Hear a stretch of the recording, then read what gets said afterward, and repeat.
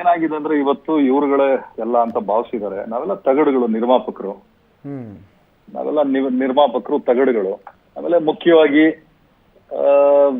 ಯಾವತ್ತೂ ಅಷ್ಟೇ ಸರ್, ವ್ಯಕ್ತಿ ಚಿಕ್ಕವನೋ ದೊಡ್ಡವನೋ ಸರಿನೋ ತಪ್ಪೋ ಅದನ್ನ ಹೇಳೋಕೆ ರೀತಿ ನೀತಿ ಅನ್ನೋದು ಇದ್ದೇ ಇರುತ್ತೆ.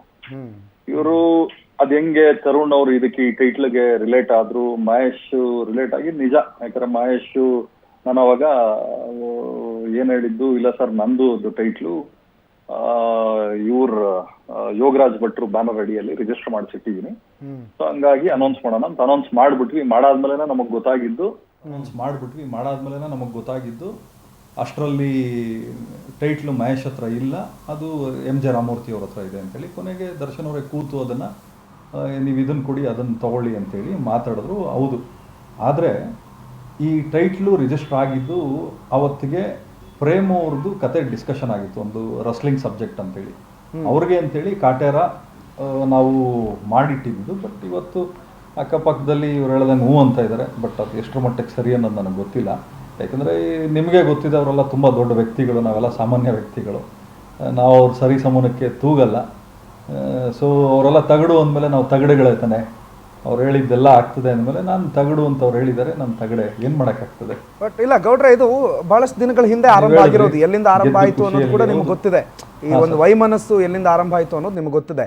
ಆದರೆ ದರ್ಶನ್ ಅವ್ರ ಜೊತೆಗೆ ಒಂದಿಷ್ಟು ವೈಮನಸ್ಸು ಅದೇ ಸಂದರ್ಭದಲ್ಲಿ, ಅಂದರೆ ನಿಮ್ಮ ಜೊತೆಗೆ ಆ ವೈಮನಸ್ಸು ಆದಂಥ ಸಂದರ್ಭದಲ್ಲೇ ಅವ್ರ ಜೊತೆಗೆ ವೈಮನಸ್ಸಿದ್ದವರು ಹಲವರ ಜೊತೆಗೆ ಕಾಂಪ್ರಮೈಸ್ ಆದರು, ಅಥವಾ ಮಾತಾಡಿ ಅದನ್ನು ಬಗೆಹರಿಸ್ಕೊಳ್ಳೋ ಪ್ರಯತ್ನ ಮಾಡಿದ್ರು. ಹೊಸ ಹೊಸ ಸಿನಿಮಾಗಳು ಬರ್ತಿದೆ ಅವರದ್ದೇ ಕಾಂಬಿನೇಷನಲ್ಲಿ. ಯಾಕೆ ನೀವು ಮಾತನಾಡೋ ಪ್ರಯತ್ನ ಮಾಡಿಲ್ವಾ? ಯಾಕೆ ಒಂದು ಕಡೆ ದರ್ಶನ್ ಅವರು, ಉಮಾಪತಿ ಗೌಡರು ಕೂತ್ಕೊಂಡು ಇದನ್ನು ಒಂದು ಮಾತುಕತೆಯಲ್ಲಿ ಸಾಲ್ವ್ ಮಾಡ್ಕೊಳ್ಳೋದಕ್ಕೆ ಸಾಧ್ಯ ಆಗಲ್ವಾ? ಆಗಲ್ಲ ಅಂತಂದ್ರೆ ಯಾಕೆ ಗೌಡ್ರೆ ಅದು? ಸರ್, ಇವಾಗ ಒಂದು ಅರ್ಥ ಮಾಡ್ಕೊಳ್ಳಿ, ಎಲ್ಲರ ಮನಸ್ಸಲ್ಲೂ ಎಲ್ಲರ ಸಂಬಂಧಗಳಲ್ಲೂ ವ್ಯತ್ಯಯ ಬಂದೇ ಬರ್ತದೆ. ಬಟ್ ಸಂಸಾರ ಒಡೆಯಕ್ಕೆ ಹೋಗುವಂಥವ್ರನ್ನ ಮತ್ತೆ ನಾವು ಹೆಂಗೆ ನಂಬ್ಕೊಂಡು ಹೋಗ್ತೀರಿ ಹೇಳಿ?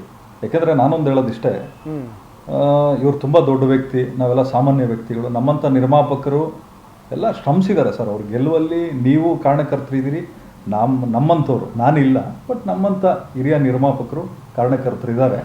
ಬಟ್ ಒಂದು ನಾನು ನಂಬಿರೋದೇನು ಅಂದರೆ, ಏನಾದರೂ ಪದಬಳಕೆ ಮಾಡಬೇಕಾದ್ರೆ ಸ್ವಲ್ಪ ನೋಡ್ಕೊಂಡು ಮಾಡಬೇಕಾಗ್ತದೆ. ಯಾಕಂದರೆ ನನ್ನ ಬಗ್ಗೆ ಏನೋ ನಾನು ಮಾತಾಡಿದ್ದಾರೆ ಅಂದ್ಬಿಟ್ಟು ನಾನು ಮಾತಾಡ್ತಾ ಇಲ್ಲ. ಬಟ್ ಜನರಲ್ ಟಾಕ್ ಅದಕ್ಕೆ ಒಂದು ಅಳೆದು ತೂಗಿ ಮಾತಾಡಬೇಕಾಗ್ತದೆ. ಯಾಕೆಂದರೆ ಅವರು ಸಾಮಾನ್ಯ ವ್ಯಕ್ತಿ ಅಲ್ಲ, ತುಂಬ ಒಳ್ಳೆ ಮಟ್ಟಿಗೆ ಬೆಳೆದಿದ್ದಾರೆ, ಒಳ್ಳೆ ಸಿನಿಮಾಗಳು ಕೊಟ್ಟಿದ್ದಾರೆ, ಜನಕ್ಕೆ ಒಂದು ಹೀರೋ ಸ್ಥಾನದಲ್ಲಿದ್ದಾರೆ, ಪಬ್ಲಿಕ್ ಲೈಫಿಗೆ ಬಂದರೂ ಕೂಡ. ಸೊ ಜವಾಬ್ದಾರಿಯಿಂದ ಮಾತಾಡಬೇಕಾಗ್ತದೆ. ಆಮೇಲೆ ಯಾವತ್ತೂ ಅಷ್ಟೇ, ನಂದೊಂದು ಸ್ವಭಾವ ಇದೆ ಸರ್. ನನಗೆ ಒಂದ್ಸಲಿ ಸರಿ ಇಲ್ಲ ಅಂತ ಗೊತ್ತಾದ್ಮೇಲೆ ಅದು ಏನು ಅದರಿಂದ ಲಾಭ ಬಂದರೂ ನಷ್ಟ ಆದರೂ ನನಗೆ ಸರಿ ಇಲ್ಲ ಅಷ್ಟೇ. ನಾನೇನು ಮತ್ತೆ ಒಂದಾಗಬೇಕಾಗಿಲ್ಲ, ಅವರಿಂದ ನನ್ನ ಜೀವನ ನಡಿಬೇಕಾಗಿಲ್ಲ ಸರ್. ನನ್ನಿಂದ ಅವ್ರ ಜೀವನ ನಡೆಯಲ್ಲ, ಬಟ್ ಅವರಿಂದನೂ ನನ್ನ ಜೀವನ ನಡಿಬೇಕಾಗಿಲ್ಲ. ಆಮೇಲೆ ನಾನು ಏನು ಸಾಮಾನ್ಯ ವ್ಯಕ್ತಿ ಅಲ್ಲ, ಅವ್ರು ಅರ್ಥ ಮಾಡ್ಕೋಬೇಕಾಗ್ತದೆ. ನಾನು ಸಾಮಾನ್ಯ ವ್ಯಕ್ತಿ ಅಲ್ಲ. ಇವರು ಬೆಳೆದಿರ್ಬೋದು, ಇವತ್ತು ದೊಡ್ಡ ದೊಡ್ಡ ಕಾರ್ಗಳಲ್ಲಿ ಓಡಾಡ್ತಾ ಇರ್ಬೋದು, ಸಂತೋಷ.